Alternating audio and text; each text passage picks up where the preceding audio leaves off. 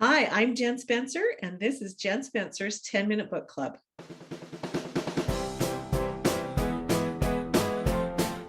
I'm so excited for our author today. Lorin Grace is here, and she's going to be talking about her book, Rescuing the Sheriff's Heart. If you ask a question or leave a comment in the comment section below, you will automatically be entered to win a copy of her book. You're going to love hearing about the research and everything she's done with this book. So now I'm so excited to introduce to you Lorin Grace. Hi, Lorin. Thank you so much for being here. So fun to be here, Jennifer. I'm excited. This is a fun thing to do. I am just so thrilled. I get to meet new authors every week, and I don't know anything about you. So why don't you tell me and the readers about you? Okay. I'm Lorin Grace. I'm pretty open about the fact it's a pen name because I have the most common name in the history. Well, like third most common name in the history of the world. So anyway, I have lived all over the United States. I believe I've lived in 10 states and several states of my imagination. Wow. I have 4 children and a fluffy dog who may show his head again. He's sitting next to me. Yeah, he's very cute. I saw him Yeah. earlier. I have a degree in graphic design, and I've always wanted to write, but I have what back in the day we called learning disability. They keep changing all of those, and I need to really get back up on top of. And so it's called dysgraphia, and most people haven't heard of it, but Yeah. it's kind of the easiest way to picture it is the opposite of dyslexia. When words come out of my fingers, whether in a pencil, on a typewriter, the letters are all jumbled up. Wow. And so, in school, this caused a lot of problems because I can literally spell the same word 10, 15 different ways if it has at least 6 letters in it, because what comes out, I'll usually have the first letter and the last letter right, but in the middle, and, you know. Wow. So I didn't start writing, even though I'd always told stories, just because I was always afraid of being judged for typos, which you get through, but I have awesome editors. So when did you start publishing? I published my first book December of 2016. Okay. It had been hanging around my computer for a good 5 years before I finally got brave enough to do that, hit the publish button. And So tell us about your writing journey. How old are your kids? so my youngest 2 are 20. Okay. And then I have a boy in college, and then the oldest one committed suicide this last year. He'd struggled many years with mental health issues, and he finally decided that he just couldn't handle this life anymore. And so he's no longer with me. I'm so sorry. How devastating was it? Just tell me about that. That makes me so sad. Well, I'm going to tell you what the really good part is, because the author community came to rally around me in a way I never expected. So one Tuesday morning, I woke up with a kidney stone. That was awesome. So I got to be pretty high. And that night I was talking to him, and I knew he had been struggling again. Like I said, he'd been struggling with mental health issues and in and out of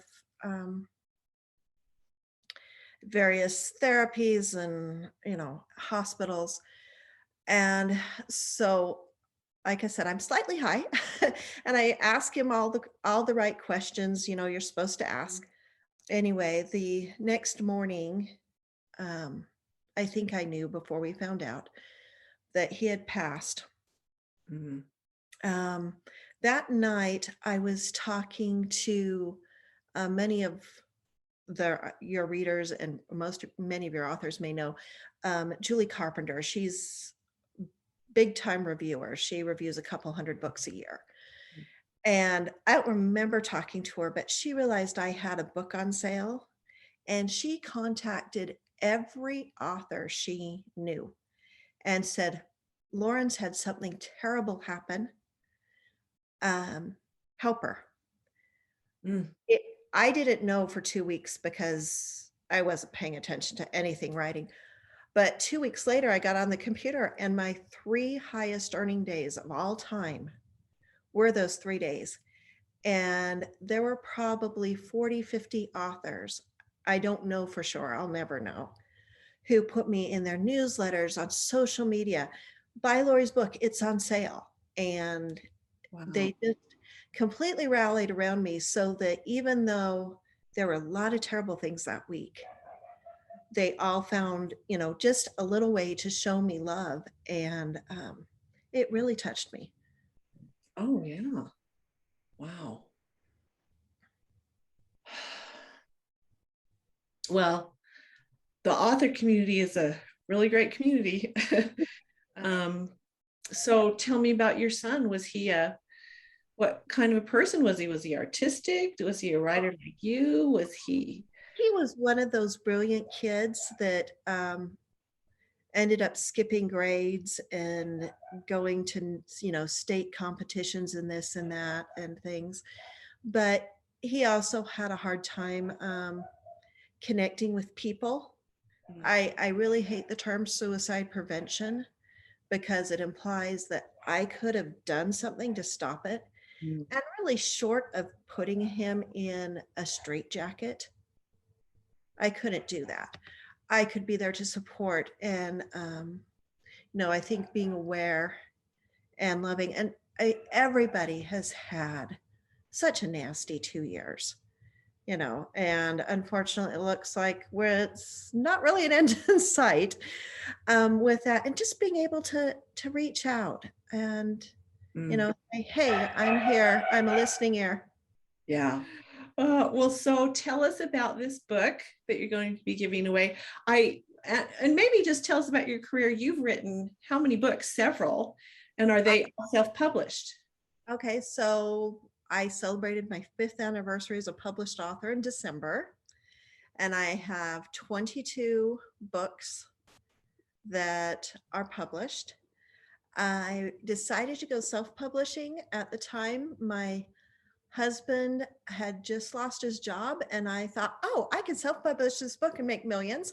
That's not really how it works. But I didn't know that. So the book I'm giving away is called Not Bodyguard. No, I know what it's called. It's called Rescuing the Sheriff's Heart. We were talking about another one.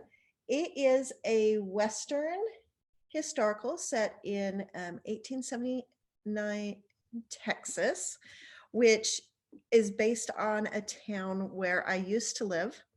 In fact, jail, I did enough tours with my children and scout groups and things. The jail that's in this book is actually the jail in that town. Oh, that's neat. What town is it? Well, I call the town Hiramsville because I actually pull out some of their history that they would kind of like to push under. So I don't actually say the name of the town where I lived, but I have had readers who knew me then are like, it's this town, isn't it? I'm like, yeah, it is. And so that was kind of fun. It does deal with the human trafficking problem because I wanted to bring light to that today. And of course, it existed then as well. And so that's kind of a storyline that's tied into the romance. It's, the backstory of why we have a sheriff anyway that needs to be rescued. How hard was it to write after your son's death? Was it impossible? Because that happened earlier in 2021. So yeah, it was, fortunately, last year I had written this was finished before 2021. So it just got some revisions. But last year I was writing a series with Maria Hoagland called Spellbound and Hawthorne. And so we were writing every other book, and we had, deadlines we had to meet. And that was really good. The first one that came out after his death is a good, maybe a fifth shorter than I intended it to be. In order to make the deadline, I just decided I have to drop certain, subplots. So the romance is still there, and I've gotten good reviews on it. I did get one review saying, this doesn't have as much detail as Lorin's regular books. And I had another reader get mad at her, and I'm like, this reader didn't know what went on in my life. You do, so it's okay. I know it wasn't completely up to my standards, but working with Maria and having to have my books out at a certain date did keep me writing, which was really good, because I think otherwise I probably would have just curled up and played solitaire. Well, Lorin, it's been so great to talk to you. I just want to ask you a couple more questions before we're done. This goes really fast, so way too fast. What is your favorite romantic movie, or one of them? It's 1946. It's called Margie, and it has Jeannie Crane in it. So you really probably have to search to find it. And Jeannie's playing a girl in high school in the 1920s who has a crush on her French teacher. And she ends up at prom, and basically her longstanding boyfriend, the hottest guy in the school, and the French teacher are all involved, and it's just hilarious. And the ending is really cute. That I have never heard of that. That is great. I love obscure stuff like that. So I'm gonna have to look it up. That's great. Okay, last question. I ask everybody this. You're stuck on a desert island. Would you rather have a lifetime supply of toilet paper or chocolate? I think after the last 2 years, I'd have to answer toilet paper. I know a couple months ago, there was this little like buzz that, hey, we might be short of toilet paper again. It's like, oh, please. Yeah. Supply chain issues. I'm like, I could probably live without chocolate, but if you're allergic to the native plants, being without toilet paper would be really bad. Yes, it would. Well, thank you. That is wonderful. It's been such a pleasure to talk to you. Readers, if you want to ask a question or make a comment in the comment section below, you'll be automatically entered to win Rescuing the Sheriff's Heart. Did I get it right? Yes. Okay. And it sounds like a great book, and so great to talk to you, Lorin. Thank you so much. Well, thank you, Jennifer, for